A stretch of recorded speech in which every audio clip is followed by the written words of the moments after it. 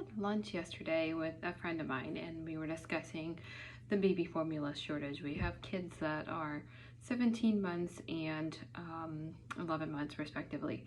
And here's my take. I've worked in global supply chain for quite some time. We know that there are two separate manufacturing facilities in the US that produce baby formula. One right now, the Abbott facility, is currently shut down due to recalls and FDA validation and confirmation of their current changes made to continue production. Even if those are going back into production soon, if the facility is approved again to start production, it will still be 6 to 8 weeks until we see those results on the shelves in the form of cans of baby formula.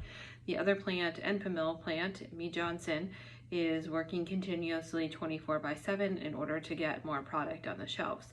So why don't we have more? Why can't we just order more? Well, what we have in the US is a tariff quota, which is a lever on the amount of goods that you're allowed to bring into the country under a certain amount of tariff.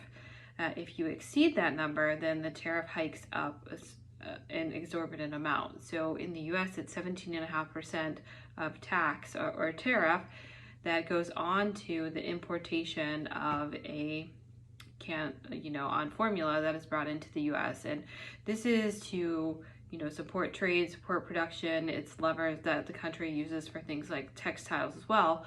When all runs well and good and we have enough supply for everyone, this is a good mechanism to encourage production in the US.